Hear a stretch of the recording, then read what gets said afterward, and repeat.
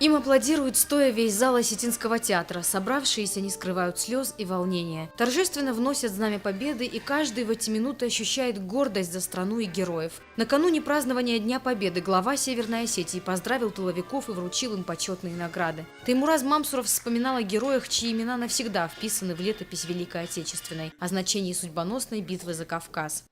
Вместе с парламентом и правительством республики поздравляю вас с наступающим великим праздником. Желаю всем присутствующим здесь, и в первую очередь нашим славным ветеранам, энергии, здоровья, бодрости.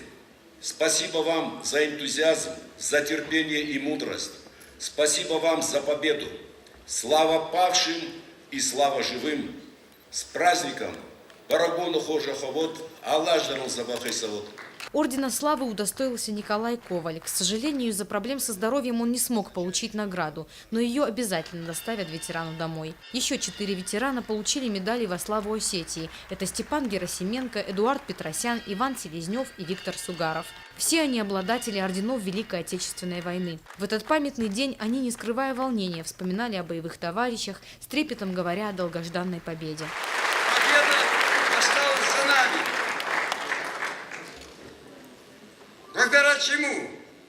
Благодаря мужеству нашего тыла созданного, благодаря великой дружбе народов, благодаря героизму нашего народа и Красной армии.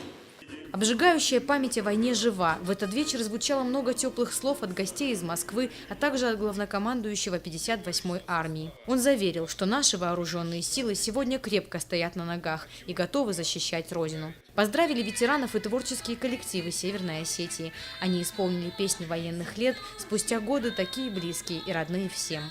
Залина Губурова, Заур Цеов, Осетия ТВ.